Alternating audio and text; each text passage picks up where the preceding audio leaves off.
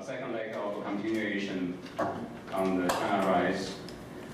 This leg will discuss on something exactly to the core that the Professor Sash touched on, one belt, one road. I have to make an announcement. There's a slight modification about the official language that will be used in this session. It originally was designed as English, Chinese. However, we noticed that there's shifting gears necessity that we adopt the international, standard using English as the official language for discussion. All right, we have a speaker, Professor Shi.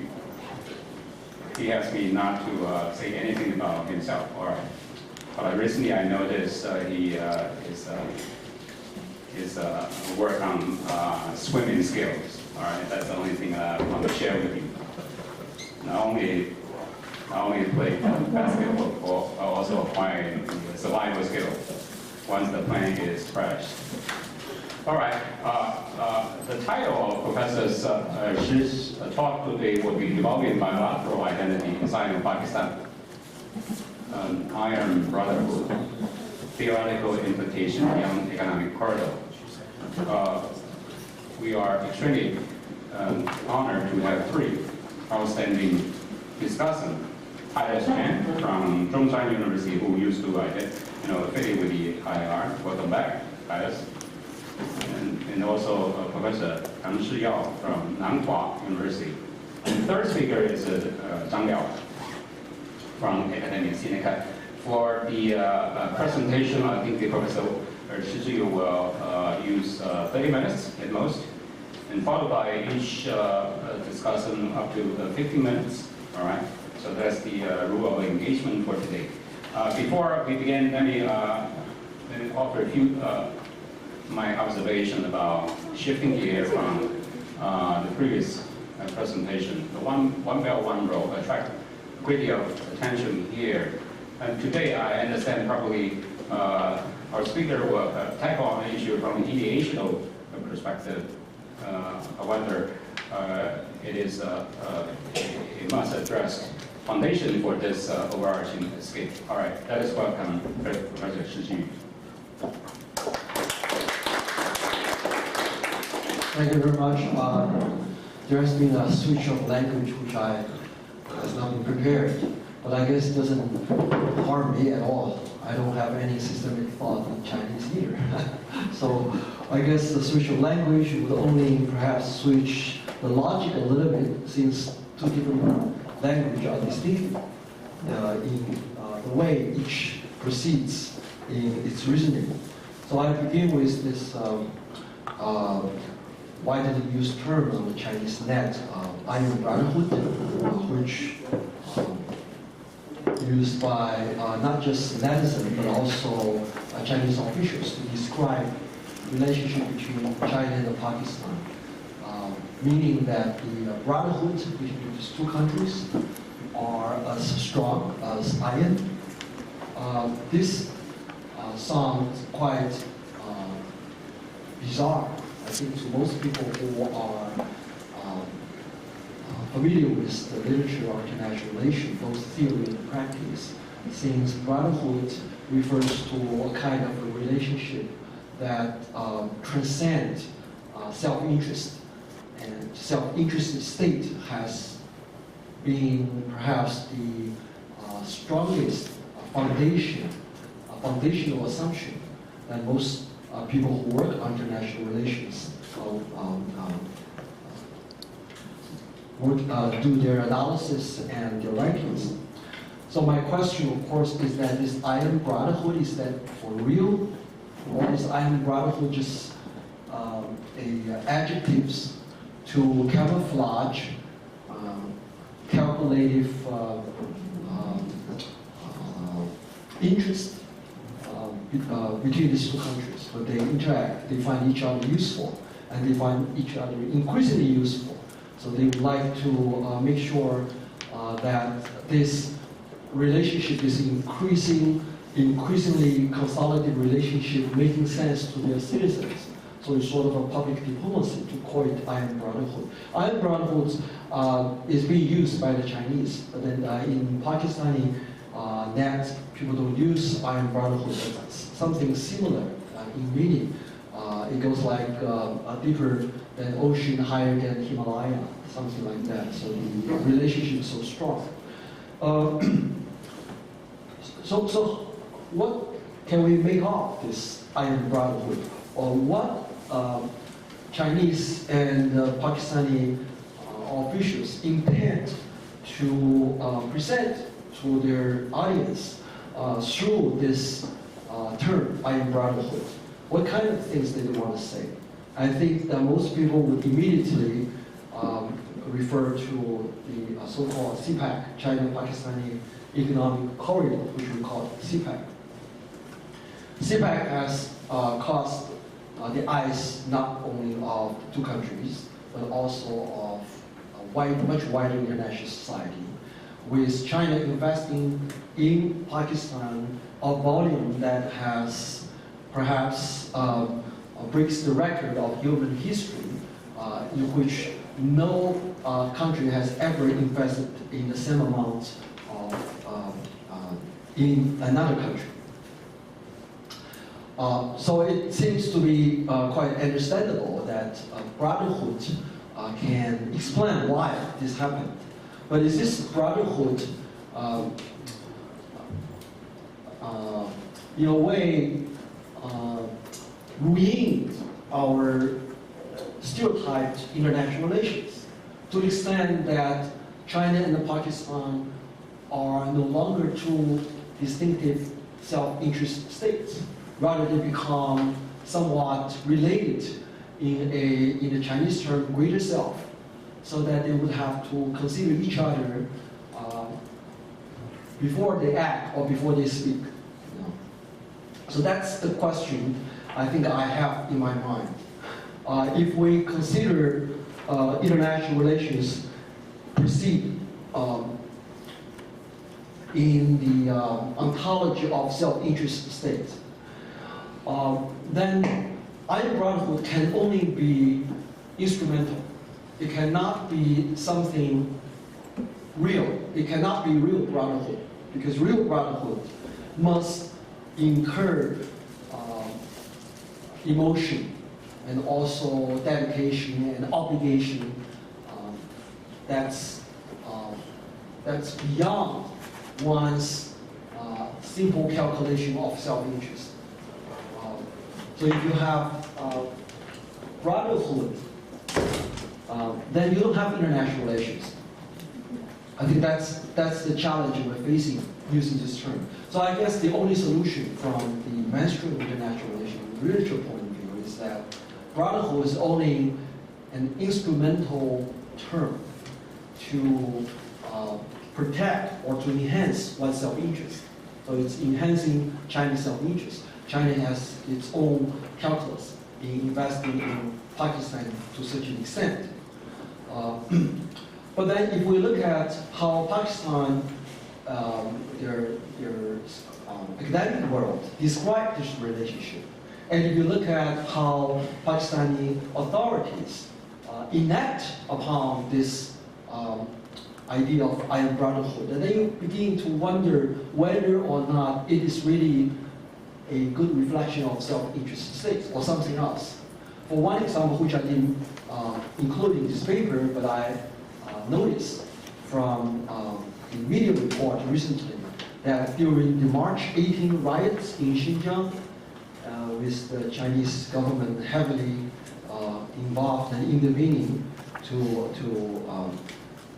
crash the riots, Pakistani government made phone calls to countries in the Arabian world to explain on behalf of China what happened in Xinjiang. So the Muslim countries, Islamic countries, would not consider March 18th incidents an act targeted at Islam.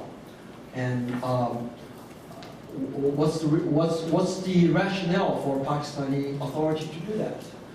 That's very interesting. And also you would see Pakistan government deployed over 10,000 troops along this CPAC, this economic corridor, to an extent that has never been attended before. There are a lot of little incidents showing that Pakistan has not treated China as just another country.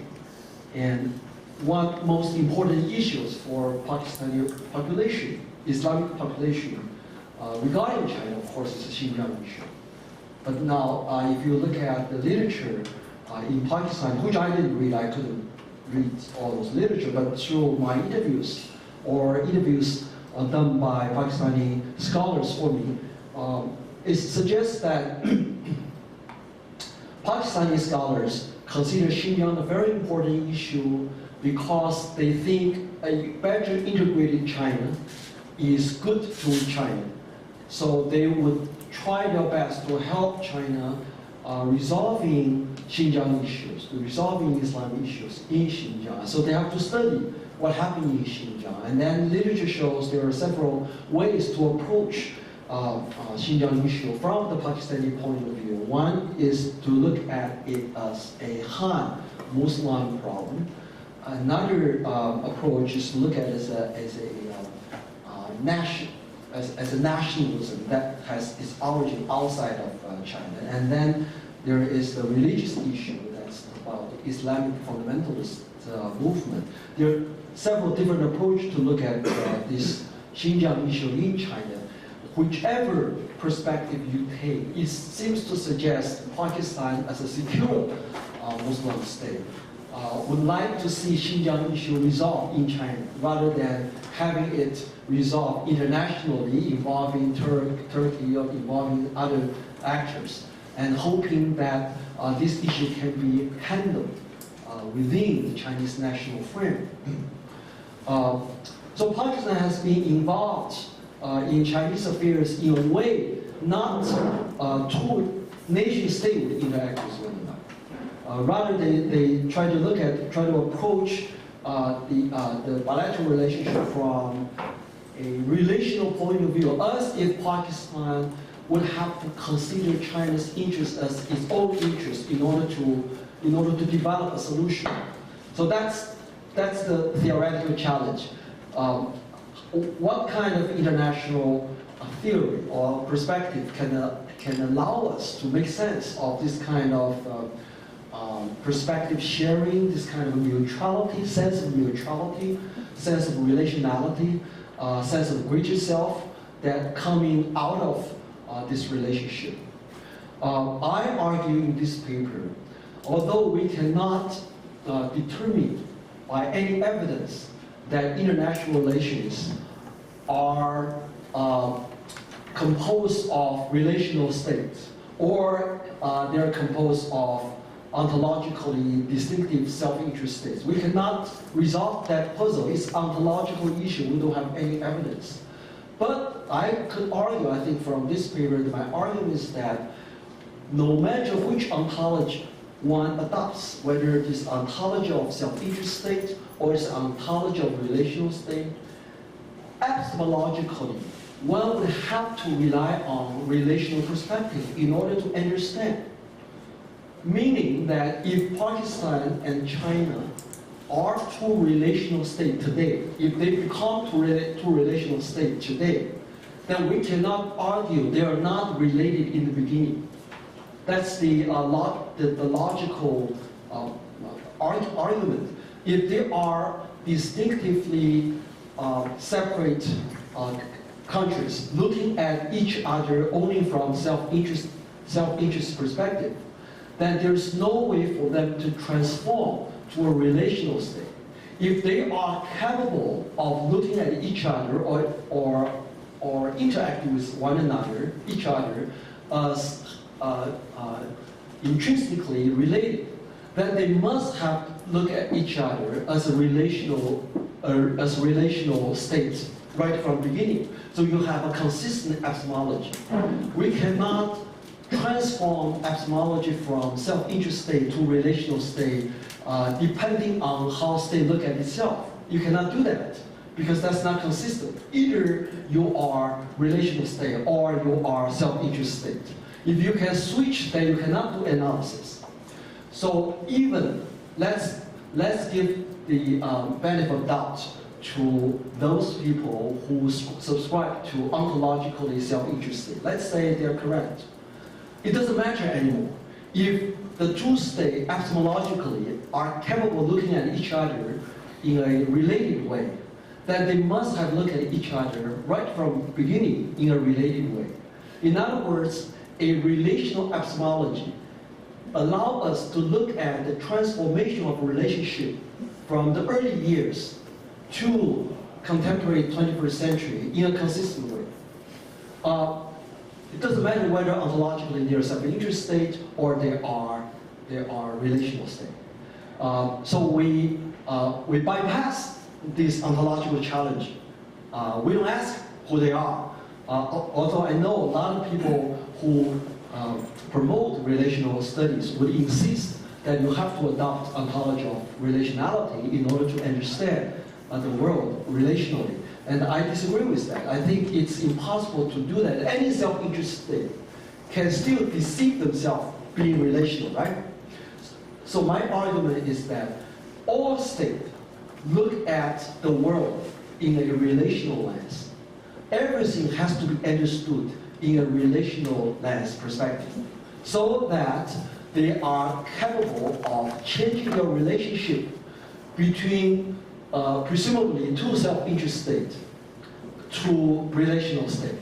In other words, relationship between two self-interest states has to be relational rather than ontologically separated or epistemologically separated.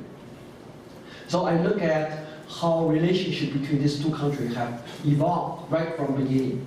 And it is I think it is very clear that the two states met each other in early 40s and 50s with their eyes on India. PRC was established in 1949, but before that there was already Kashmir province between Pakistan and India. And then PRC was established. India recognized PRC, and Pakistan immediately also recognized PRC, which of course was very appreciated by Beijing authorities. And Pakistan also provides a very rare air link to Beijing, which need that kind of interaction, navigation, the routes to the outside world. I think Myanmar and Pakistan are the two states which offer Beijing this very rare air link. So Beijing has, from the beginning, appreciated the support of Pakistan. But then Pakistan did that, obviously not because Pakistan liked China. It doesn't mean that they didn't like China. But then the entire reason was that perhaps India already recognized China. So Pakistan better grab some friend in China. Otherwise, India would monopolize Chinese friendship. And of course, there's another interviews we did recently that we call the recognition as one of some kind of coincidence, because Pakistan authority at that time believed everyone else would follow up to recognize Pakistan. So they recognized China.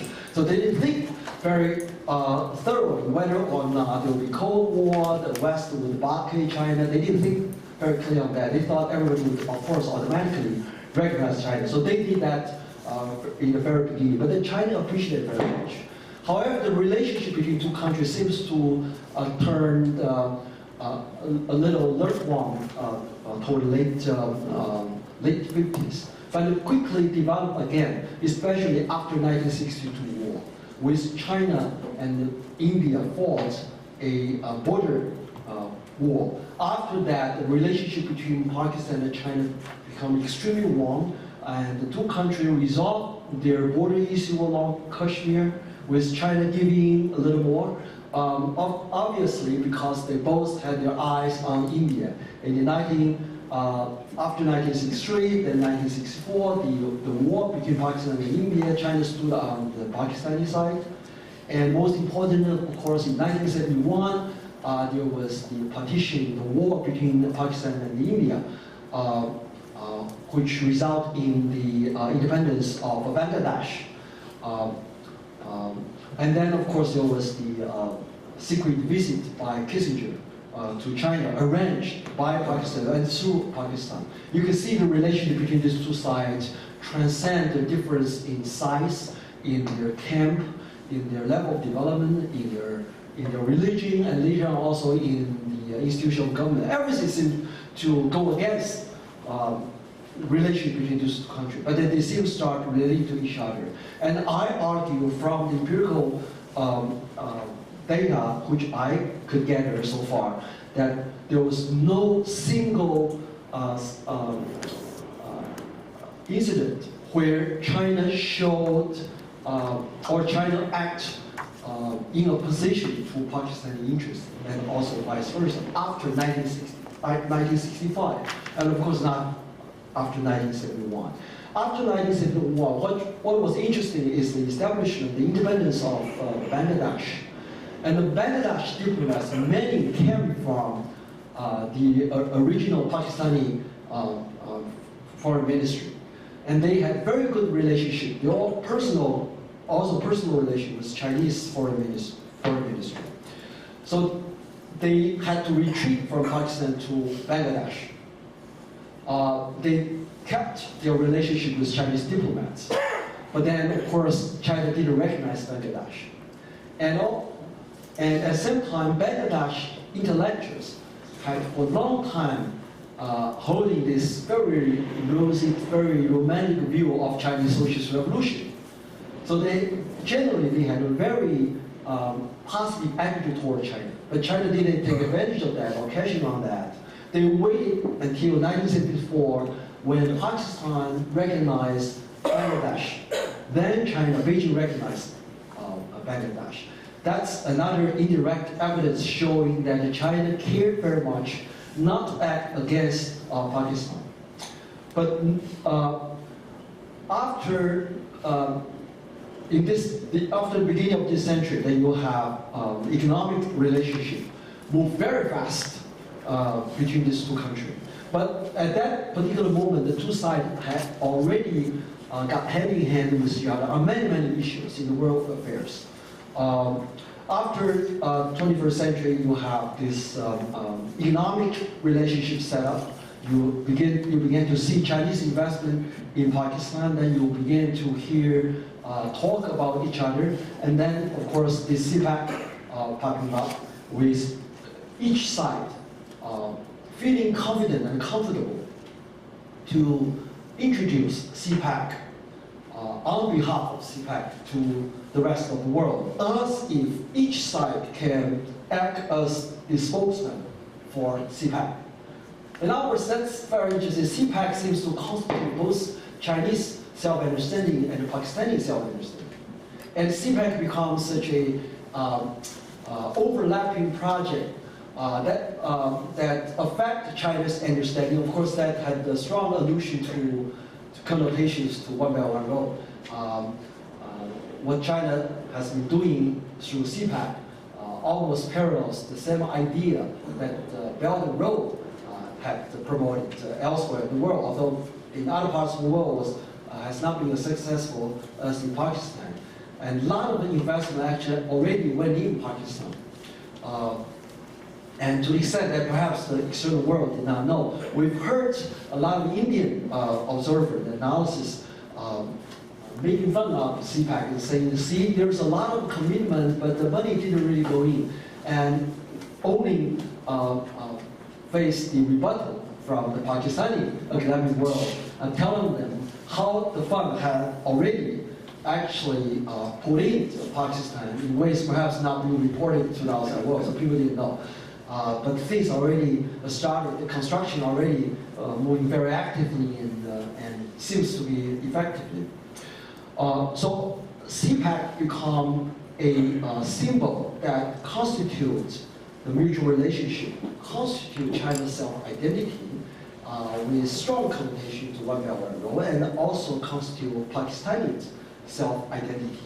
And when I was in Pakistan, I heard some complaints about CPEC, not on China, but about the distribution of resources between different regions in Pakistan, which province would profit more, which province would profit less. But then, of course, the way the CPAC was designed has some consideration regarding terrorist threat. So you avoid those routes which is either remote or which may be more easily exposed to terrorist attack. But then all those very realistic consideration did not really affect the continuation and of the strengthening of the so-called Iron Brotherhood. So from this path, we try to see how two nation-states develop from a balance of power point of view toward what I would call a relational point of view, a relational understanding of each other, from seemingly self-interest perspective of understanding each other. But all those seemingly self-interest understanding can be incorporated by relational perspective. We can easily argue that this self-interest calculation came from a much larger discursive context that making sense to the way they look at each other, making sense the way they both considering India as a threat, and then they could talk to each other. So without this much larger discursive and internationally structured relationality, they would not find each other so attractive in the 50s. So we could easily argue that self-interested states look at each other epistemologically through certain relational point of view. But we cannot argue that when they appear to be so relationally involved in each other, they are self-interested. That cannot be done. So that's why we're arguing that you have to do it in an epistemological relation perspective. And in order to trace the path from 1950s to 21st century, I come up with a scheme which I call post-Chinese scheme, meaning there are ways to deal with Chinese depending on how we understand Chinese, or the reverse, how China deal with different parts of the world, depending on what kind of relationship China can establish using its own cultural, civilizational, social, economic resources. So I call this post-Chinese because it is a use of Chinese resources in ways that cannot be determined in advance. It depends on the context, the decision makers of each actor, and try to look at each other in certain ways. And this post-Chinese idea comes from both Peter Kazakhstan's study of civilization, which argued that all expansion of forces has to be mutual rather than one directional. All expansion must be mutual. And the other source is Wang Gewu, who studied Chineseness in Southeast Asia and arguing that no Chinese sites are similar to one another. There's no such thing as they're similar. They're all different in certain ways. So I come up with this idea of post-Chineseness by asking two questions. One is whether or not if I face China, I consider China being an internal group or an external group. Reversely, China could ask the same question, whether or not Pakistan or anyone else being considered part of the Chinese group or outside of the Chinese group. That's one dimension. The other dimension is whether or not, when I look at you and try to define you, I have to rely on how you think about yourself, subjectively. Or I can simply decide, according to my own objective standard, who you are. So it's a subjective standard or objective standard to define Chineseness. Okay? So we can have 2 by 2. Actually, I have 3 by 2 because it's possible to be either internal to China or external to China. And it's also possible to be hybrid, partially internal, partially external. So that's hybrid. So you can have 3 by 2 table. You have 6 possibilities. What I'm arguing here is that in the early 50s, both sides looked each other only through what I would call physical Chineseness or policy Chinese. We only look at each other as resource, very instrumentally, and how that can be useful for me, how that can be instrumental for me to protect my national interests. So that's what I call the physical Chinese. And then gradually, after 65, 71, they move into, because they start working with each other. They have this strong working relationship. And through this working relationship, they begin to understand each other much better. Once they understand each other much better, they can feel for each other much better. So I call this experiential Chineseness. It's just like two strangers coming to the same school or going to the same army barracks or going to the same company. They can develop friendship. So they were strangers in the beginning. Then they become very committed friends later on. Or they develop brotherhood. So through working relationship economically, militarily, and technologically, like China provides nuclear technology to Pakistan, and Pakistan provides airlink to China. There are all kinds of interactions there. And one thing I forgot to mention is that all those interactions, that each side doing good things to the other side, didn't seem to come from negotiation. It wasn't an exchange of interest. It wasn't a negotiation saying, oh, I will give you tanks and rifles to fight India, then you will give me this or that.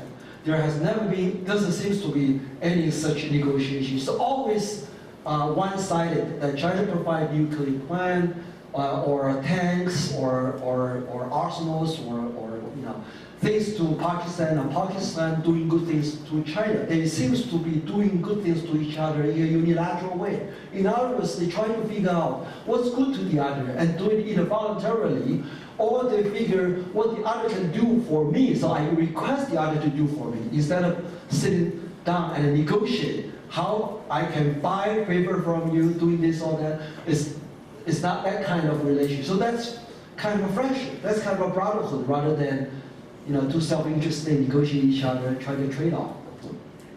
This I forgot to mention earlier. So you have this physical Chineseness. Consider each other only in terms of resources. So Pakistan look at China as a useful ally to fight against India. And China look at Pakistan as if that China could be used to Pakistan in a certain way, so Pakistan can join China's international scheme, regional policy against India. So it's more calculative how China can be useful to me from the Pakistan point of view, or how China can be useful to Pakistan from Chinese point of view, so I can exchange for things. So that's I call physical Chineseness. And then it gets into experiential Chinese because of the working relationship, because the ability to understand each other and feel for each other, and then want to do good things to each other. That's I call experiential Chineseness. And later on in the 21st century, when China called Pakistan Iron Brotherhood, I would call this moral Chineseness. It's a development of greater self-understanding and imposing obligation on Pakistan to must do good things in order to help China promote Belt and Road. So there is a real obligation imposed on Pakistan. It's no longer just experiential, just feeling good for each other. Rather, it is more moral, more subjective. You have to do this. This is your obligation.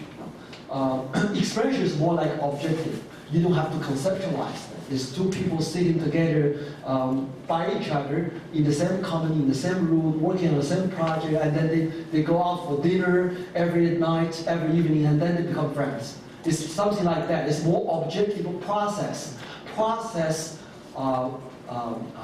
Engendered relationship. That's I call experiential Chinese. We often see that in anthropologists, in expatriate, in students studying abroad. That kind of experiential Chinese. Those people who go to China study for 4 years, come back, they would defend their lifestyle in China, for example, and they would tell people what Chinese people feel. That's kind of an experiential Chinese I'm talking about.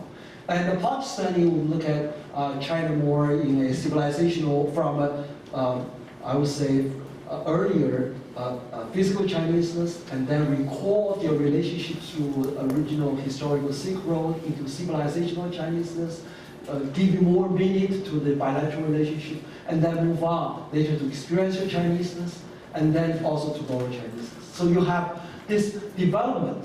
So we are, if you take an epistemological perspective, then you are able to develop a scheme. That scheme would allow us methodologically to trace how relationship change or evolve, and how people's understanding of each other changed because of their interaction, and then they move into different relational type. And then we can explain what happened between China and Pakistan. I think that's the theoretical implications which we can read from the evolution of the bilateral relationship between these two countries. So this paper basically used Sino-Pakistan relationship, especially CPAC, as a case to demonstrate how brotherhood can be real, and that doesn't mean the brotherhood would continue for thousands of years. It could also change. So it can change back and forth, but then throughout this process, you understand the change of relationship is processual. And this processual change has to do with how you look at each other, how you become part of each other, and how you decide to separate yourself from each other. You can also trace this.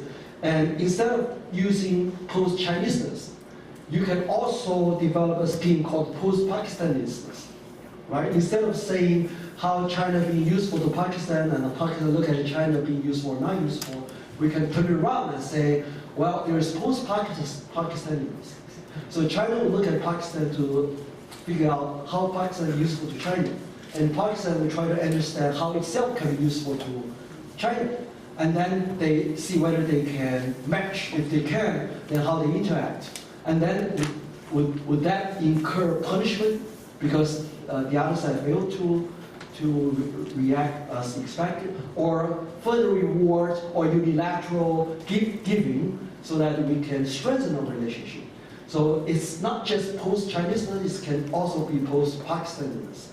And from that point on, we can further argue, we can look at post-Indianness, we can look at post-Asianness, we can look at the post-Europeanness, we can look at the post-Americanness. They all have two dimensions. Whether or not one considers the other being part of its greater self-group, or whether or not this belonging or the definition of the other side can be determined objectively by my own standard, or it has to depend on the other side to subjectively agree and define its own role or its own identity. So you can have this 2x3, two-dimension, 2x3 categories everywhere in the world. Then we can start studying how every two countries or every two actors relating to each other epistemologically in a relation perspective, rather than worrying if two countries become real brothers. Now how can we make sense of them? How can we force them to be self-interest and say, no, you cannot be brothers. You must be doing this for your own good. You're not doing this for other side. We don't have to worry about that. Even though we are ontologically, we adopt ontological self-interest state, we can still adopt epistemological perspective. So that's my argument, that you have always to understand international relations through a relational perspective. You cannot understand international relations through self-interest state. If Sino-Pakistan Brotherhood is real brotherhood, I could be wrong. Thank you.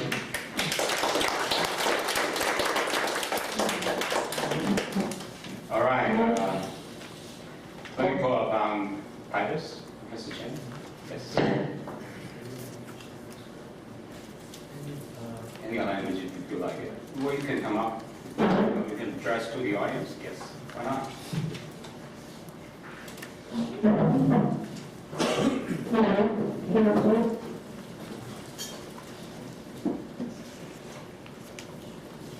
My name is Titus Chen, and now I have a daunting task. It is relational terms. is a post. This is not just a post-Chineseness, but a post-lunch session. I have to fight the drowsiness and that kind of contingent situation. I'm fighting my own syndrome here. I first of all want to thank and express my appreciation to Professor Yuan and Professor Shi for inviting me and picking me out of the southern fishing village to the metropolitan Taipei and bring me back to the relational universe of academia in Taipei, which is very nice of you that you haven't forgotten me. This paper, and I was told to switch the language, so another daunting task, fighting the drowsiness and giving a brief talk in the relational universe, both very difficult, challenging. So if I'm talking nonsense or monologuing, let me know. Now I do have a few points of comments on Professor Shi's very intriguing and a complicated paper to me, even though I self-label myself as a moderate constructivist, still it is thick and it's great food for thought. But don't take it as you know, afternoon tea break food. This is a full course dinner. Okay, at a state banquet, you have to take it carefully because it is thick but very informative. I know nothing about Pakistan. I know nothing about China-Pakistan relations. So I learned a great deal from this paper concerning this relationship or this relationality. And I enjoy very much the way the paper is constructed. Now, what are my comments or suggestions or criticisms? Again, in this relational universe of academia, we don't just applaud to the author, we also give our thoughts, and that's why we're all here. So my first comment is about this brotherhood, not between me and Professor Shi, but between China and Pakistan, how brotherly they are. How brotherly love are they? But I believe, and we all get this sense from Professor Shi's speech toward the end of his presentation, even Iron Brotherhood will come to an end. It might come to an end. It might turn sour. It might be terminated in due time, in the course of time. The one illustration is the relations between China and North Korea. Well, China-DPRK relations had been described or characterized as a blood alliance or blood brotherhood. Because indeed, China, PRC, shed blood for North Korea. And that's a good number of blood and people's lives. But now, where is this blood alliance or blood brotherhood? Last time I checked with my friends in Beijing, and they urged me not to use this term anymore. They told me that what we have between Beijing and Pyongyang is just a normal state-to-state relations. Self-interested. When will China-Pakistan relations turn like this? We are not sure. Hopefully not. But the point is, to me, even as a moderate constructivist, pure cooperation does not carry us that far. It may be persuasive for the time being, but maybe time will come and their relationship, their Iron Brotherhood, their pure collaborative, cooperative relations will be placed under test. And we only know the tenacity or the the nature of their relations when they are put under test. Now, the other point is about the terminology. I have to confess that I have a hard time deciphering some terminology issues, such as ontology and epistemology. Professor Xu knows the best, but I don't. So maybe in the later revisions, the later versions of Professor Xu might want to be a little bit clear on what he means by ontology and on what he means by epistemology, because to me, in this version, sometimes in certain sections, they are interchangeable. When we talk about China and Pakistan, they could be either self-interested state or relational state, depending on the nature of relationality. I have no objection to that proposition or claim, but isn't this expression, self-interested state or relational state, tells you something about ontology or the ontology of the state, rather than just epistemology? I try to understand Professor Xu's argument about that we don't need an ontology in IR to understand the epistemology of IR. We can approach China-Pakistan relations from epistemological perspectives without getting into or being trapped into ontological debates, which are fruitless and useless in this kind of argument. But at a certain point of time, in a certain section, Professor Xu's discussion about epistemological perspective of international relations gives me an expression that he was actually referring to ontology rather than epistemology. And I have been contaminated by data science recently. So, ontology and epistemology to data scientists mean radically different things. So that's why we have to be very clear about the way we define and present these big terms, which are a lifetime lesson to everyone here. Okay, now relationality, I enjoy this term and expression very much. My question is, what this paper has presented is a dyadic relationality. One country interaction with the other, which is okay. But let us not be constrained or bound by this dyadic relationship. Relationality does not state in bilateralism. It also could be multilateralism.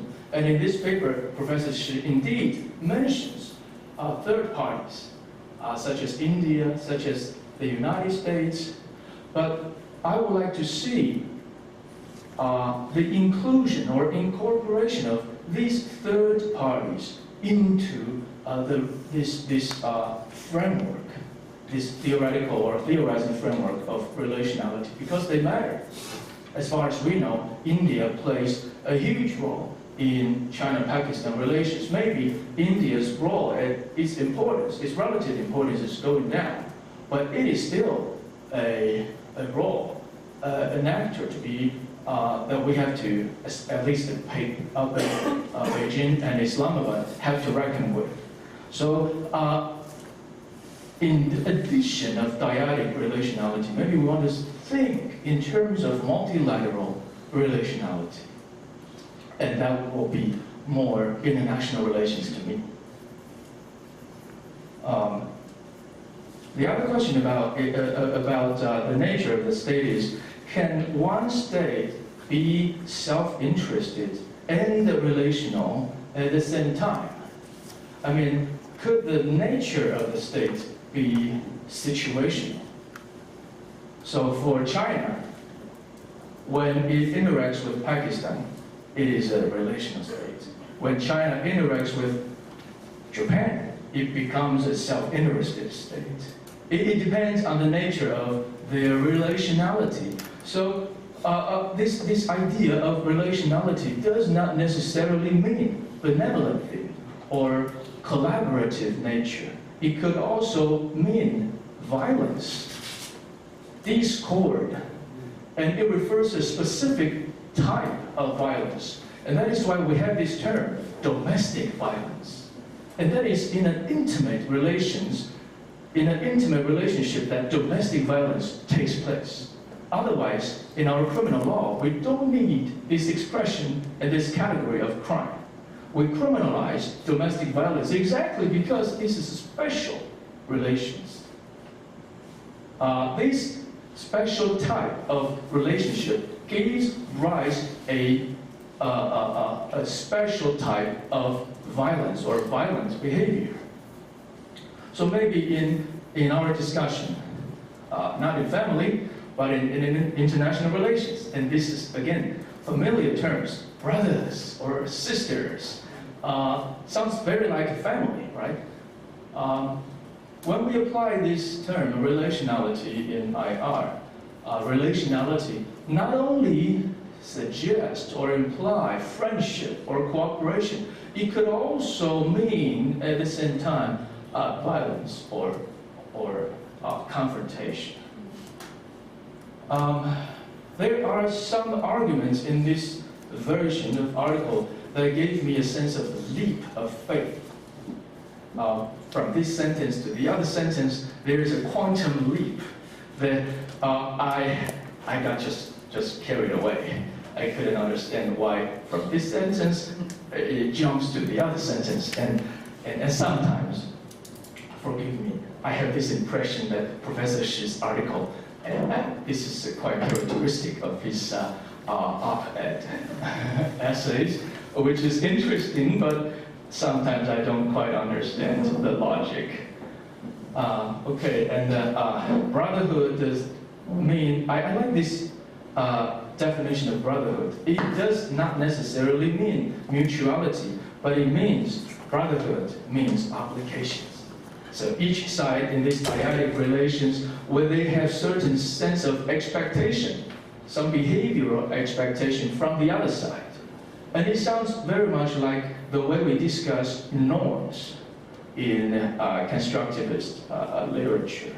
That it's not just a shared beliefs, it's not just a shared or common conviction, but also about the way we understand each other's behavior and we expect of something from the other side, and likewise. Now, question is this Chineseness? Is this uniquely Chinese? Or is it universal? If this is universal, if we observe the similar expectation in any dyadic relationship in IR, are we supposed to name it Chineseness? It could be anything.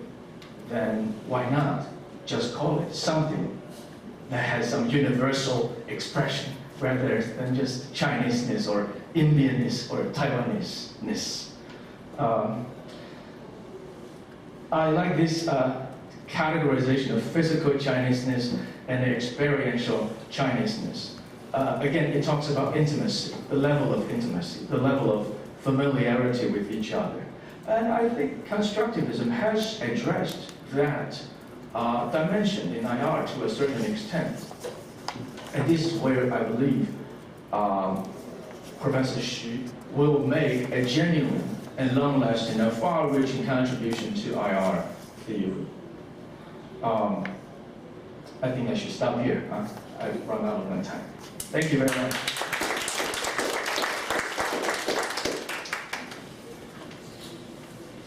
Our next discussant is Professor Yang, please.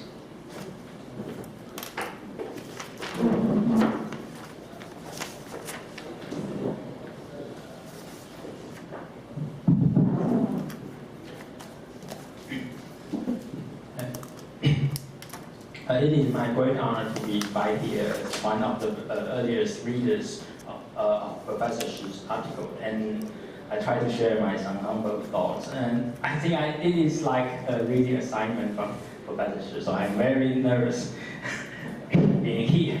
And this article involves a lot of ontology and epistemological issues, and which I really quite understand. So I try to bypass them and try to raise my about 3 questions. And my first question here is that after I read in this article, I think that maybe the issue here is not between the choice, may not be the choice between the rational self-interest state and the relational state, but rather because a relational state, because the self-interest was defined by relations. So the 2 arguments are actually the same. So because relational state defines its interest by its relations with others, so it is still a self-interest state.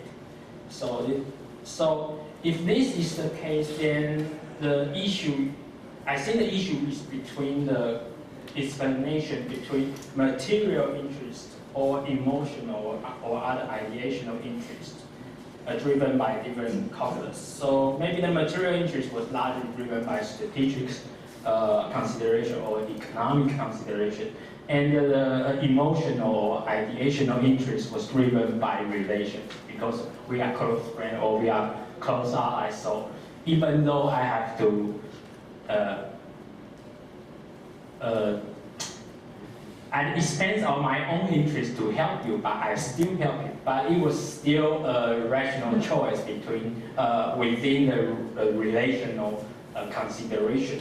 So this is my first question. So then it comes to my second question is that if this is the case, we are trying to deal with the material interest and emotional or ideational interest, then I think we need a case in which that these 2 logics was actually work in different directions. So we need a case that material interest implies or compel the countries to work together, but the emotional consideration driven them apart, or a case like that the 2 countries do not have a material interest to cooperate, but their emotional or ideational calculation promote them to cooperate more deeply. So then if this is the case, so my question is,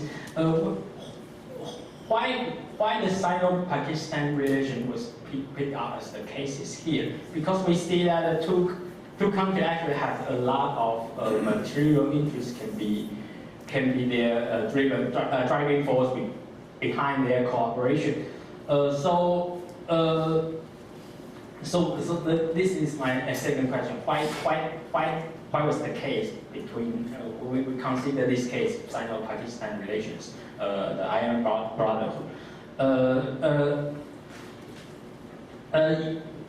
Because I have doing some historical cases, I think I can share here. Because I picked out the historical case between China and Korea in the late 16th century. I think it was typical to describe my question, because I picked out these cases because at that time we generally think that during that time China sent troops to help Korea repel Japanese invasion was driven by strategic calculation. But I go through all the materials and find China actually think that Korea was of little value strategically, but China still sent troops because Korea was so loyal to China. So China had no choice because he has to protect his closest friend.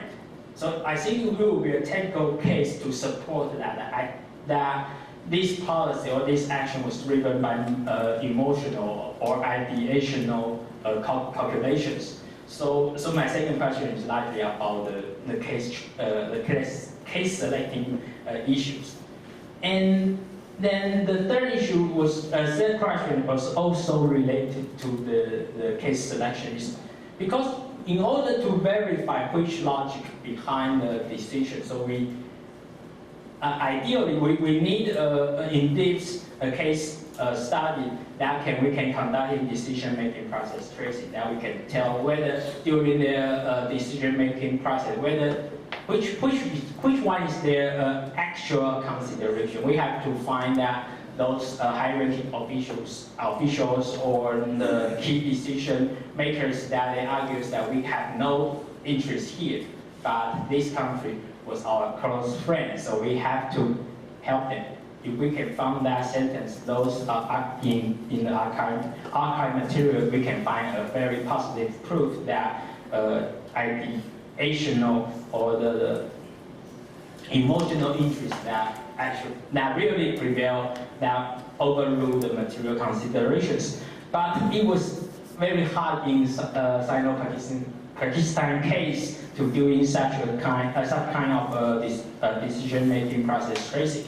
So then I wonder whether some earlier cases, maybe before 1990s, would be more suitable for proving or support the argument, because before 1990s we can observe that a lot of PRC's foreign policy or behavior was quite contradicting to its national interest. Well, during the Cultural Revolution, it seemed to put the value of global communist revolution higher than its own national interest. So it had a lot of foreign aid, and at the same time, China has a very difficult time in its own economy, but it's still doing a lot of foreign aid. So in such a case, it looks like that it was a relational consideration, because it states that the war revolution was more important than China's own. So I think it's my three questions. Thank you. Well, thank you. Let me call upon the third discussant, Zhang Liao.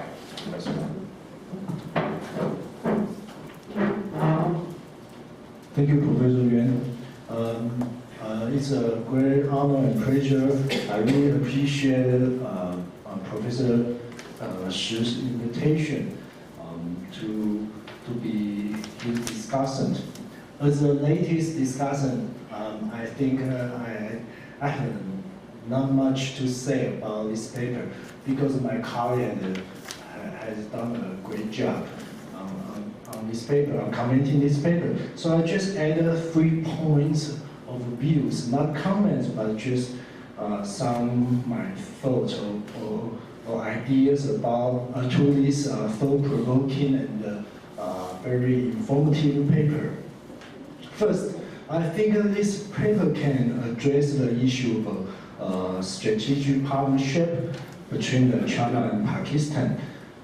There are 3 stages of China's partnership relations with Pakistan.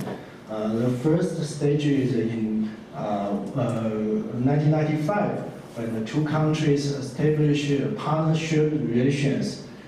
And by the way, China's first partnership is Brazil in 1993. And in 2005, both countries upgraded their partnership into a strategic partnership. Then finally in 2013, this partnership has evolved into the all-around comprehensive strategic partnership, the so-called Brotherhood, as mentioned in this paper. So I think China's partnership with Pakistan is the highest level in terms of all China's partnership relations, even higher than China's partnership with Russia. So and the variation of this kind of partnership relations, I think it's a very interesting topic to explore what determines the timing and the content of such partnerships. And my second point is related to the second point. The first point. My second point is in this article. This article mentioned about the India factor in the China-Pakistan relations. Also, Titus also mentioned these very important issues.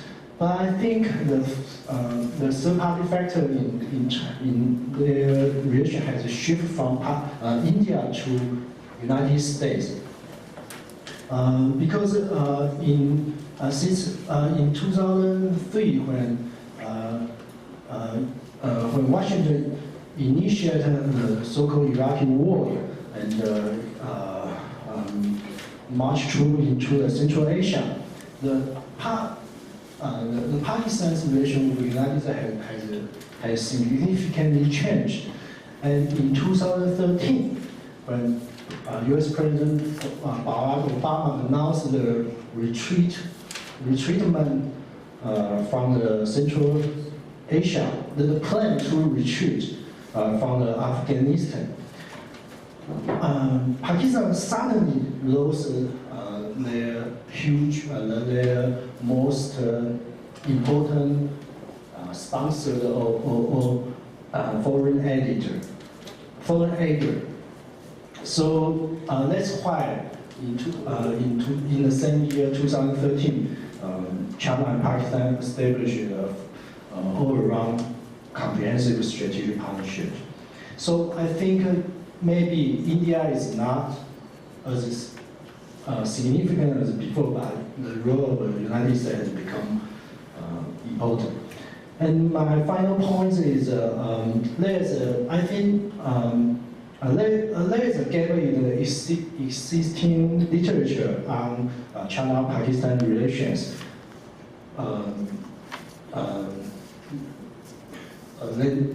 Normally they lack the sources from Pakistan. I think this paper can improve and can fill this gap by citing more material or resource or the new China as a relationality theory predict. Thank you. Thank you very much indeed for all the three critical perspectives from either from realist or balance of power or from social constructors. All right, where should you want to respond for first? All right, in that case, why don't we collect questions and comments from the floor? Any questions and comments so far? While I think, or we can ask Professor Shi to respond to the question first. I just pick up the more important ones in terms of how that may improve or challenge my argument.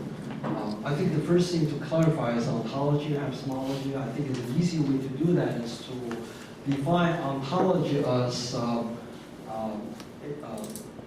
question concerning who are the agents, what constitutes the agents. That's my understanding of ontology. Who are the agents? State actors, that's fine. CPAC, that's fine. But what constitutes the agents is because is there your self-understanding, or their roles, role identities, or their interaction, their relationship. That constitutes the agents. So what constitutes agents? Who are the agents? That's ontology. And epistemology is about how the agents understand their world and how we understand the agents. That's epistemology. That's the way I should definitely clarify that in the paper. I think that hopefully that may help. I think it's true that I and Brotherhood can disappear sooner or later. That suggests to me the importance of taking relational perspective, how we understand the change. If the breakup of blood alliance is a change of relationship, if we take that perspective, then we can study how they look at each other, how they decide whether or not the other side fulfill the expectation, and what criteria we're using. If we take that as our methodology, then we can do that to all countries. Then we can study how they change the relationship and how they may sometimes give up the typical self-interest in order to meet the expectation of the other side, or to do good things to the other side in order to reinforce relationship, something like that. So we can look at this as a cycles. Cycles are intrinsic to relational history, right? Because we can conceptualize the other side, let's say, in these 6 different categories. Then your decision makers may make a difference. Events may cause a change. A lot of other things, the third actors who intervene may cause a change. So we will begin to conceptualize the other as something different. They own perhaps Chineseness or Pakistaniness in different ways. They no longer appear to understand me, or they're no longer interested in fulfilling their obligation as I understand it. So then the relationship changes. So we can explain what has caused the change in relationship. So we look at it as a cycles. We look at a different approach to Chineseness or Asianness. Why do we have all those specific terms? This is, I think, if we look epistemologically from the agent's point of view, that's how agents consider their strategy. If I try to demonstrate China and Pakistan being together legitimately, then we go back to Silk Road. We look at how historically Pakistan being an important transit on Silk Road for China and also for West and Central Asia. So we use Chineseness. We can of course create another term which encompasses all those differentness, okay, all these different post-subness. Okay, that's fine, but that doesn't help our specific research agenda, because we have to look at how people discursively rely on in order to generate relationship or to separate, to break a relationship. So I think that's it's important to have that much higher level abstract term, but that's maybe later on I can do that. I'm not reached that level yet. I think one interesting way of looking at relational interest as emotional self-interest, I think that's interesting. I have immediately think of Professor Jin Hongwen's work, who tend to look at the relationality as positive emotion, which I disagree strongly. I think mutual obligation always generates anxiety, pressure, frustration, instead of liking, caring.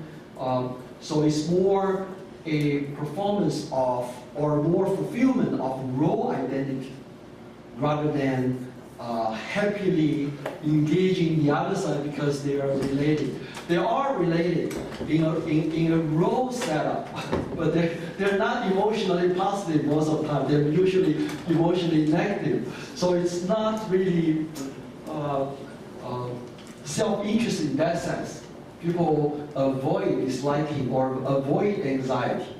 So they try to perform to a level that they can be accepted by the other relational self. So they become an entire, to complete their greater selfhood. So it's, I wouldn't call emotional interest self-interest. That's, the way I understand it.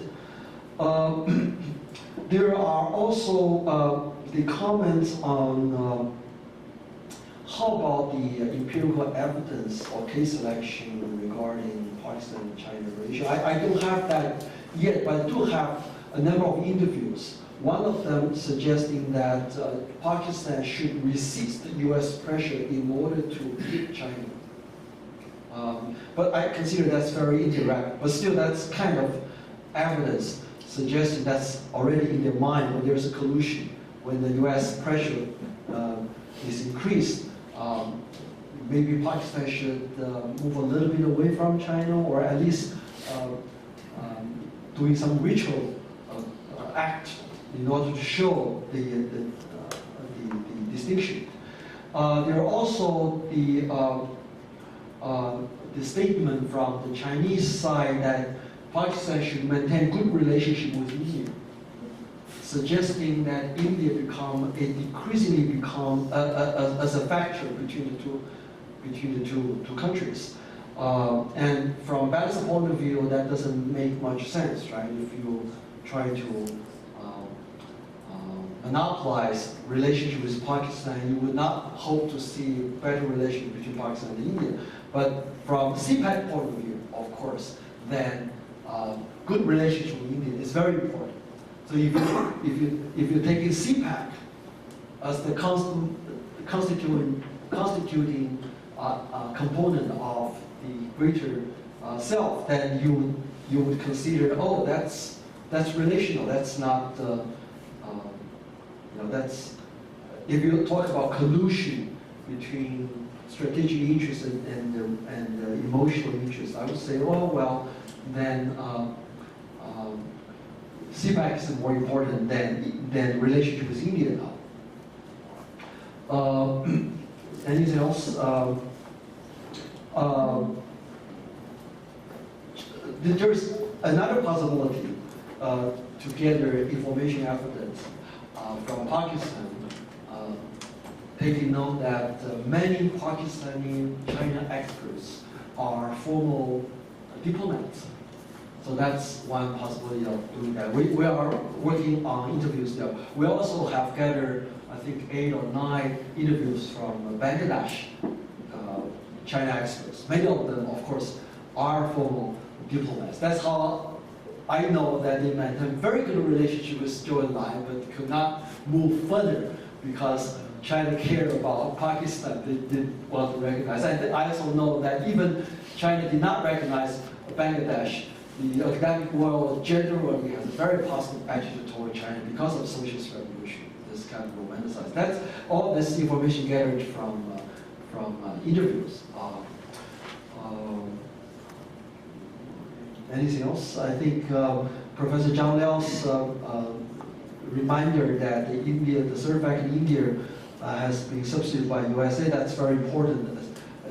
The disappearance of a third actor can also have impact on bilateral relationship. I think that's a very good, very useful reminder. There might be something else, I think, here, but I'm writing this very randomly, so I couldn't, so far I don't have anything else to say. Maybe we could either open the floor again or maybe just call the session off.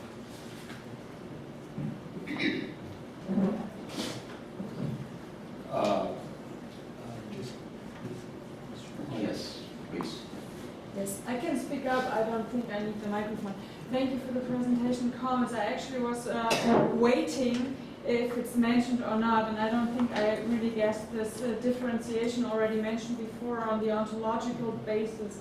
So clearly again, if you work with this iron brotherhood idea in words of identity, which is actually role theory, then the question would be, what are the functions?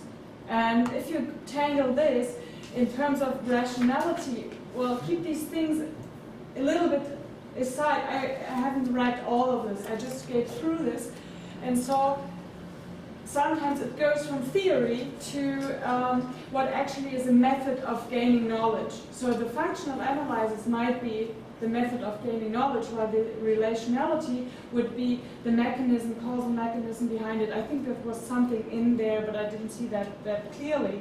So if I apply this, and what you usually do, is what is the difference then in this iron brotherhood towards other roles?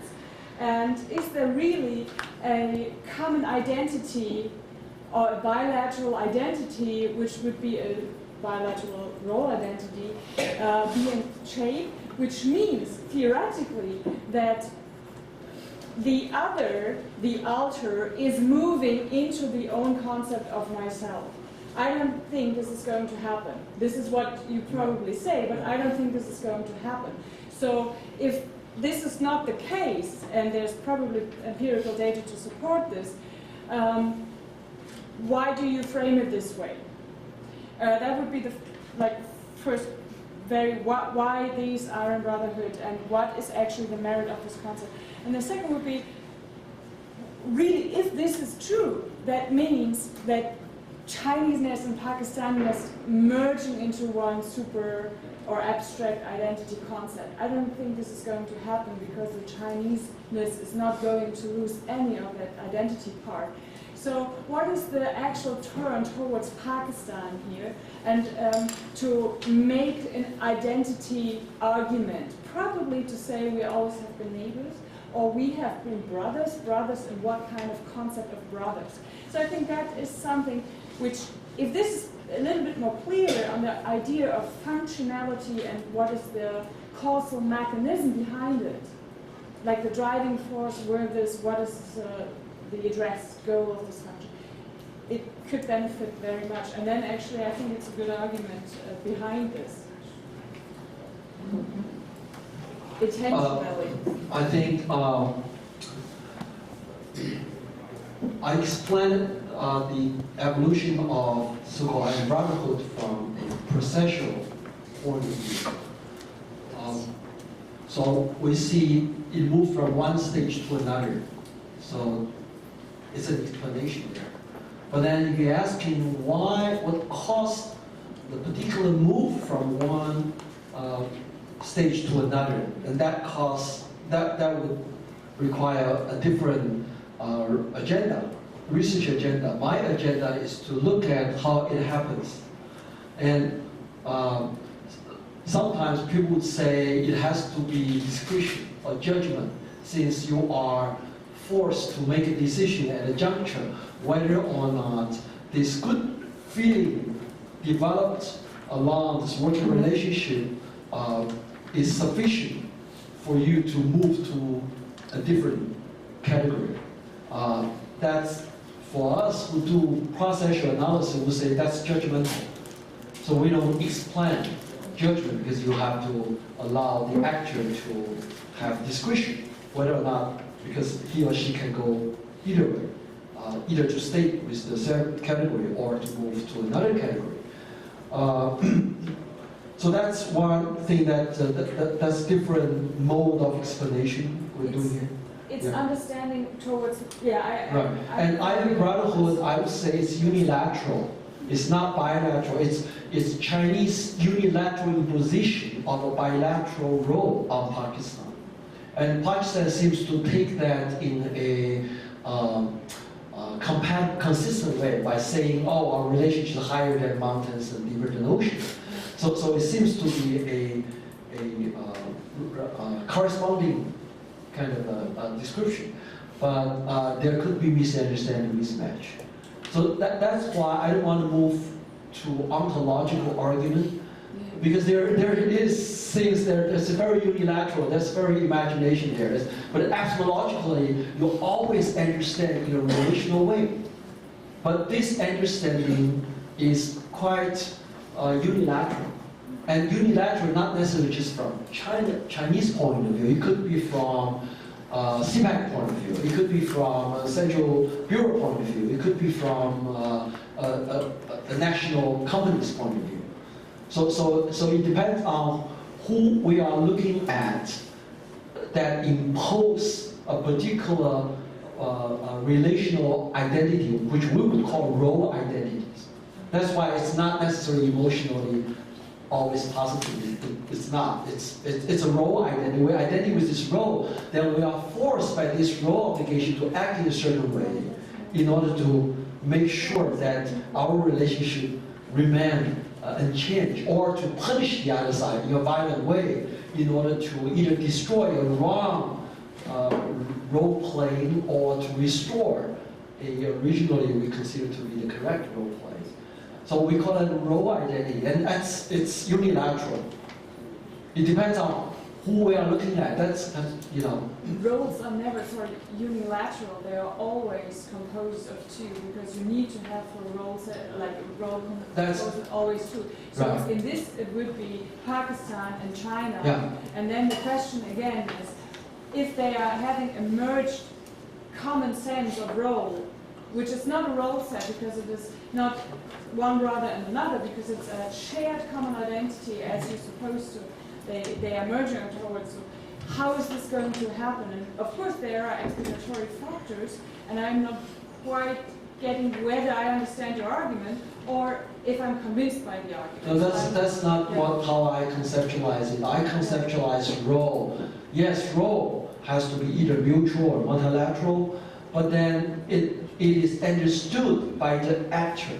So that's why I say epistemology is how the agents understand the world and how we understand the agent understand this world. So we have to identify the agent, and we understand the agent unilaterally, even though the agents understand the world in a relational or mutual way. So yes, role has to be bilateral, but from a constructive point of view, there's no two agents understand each other perfectly.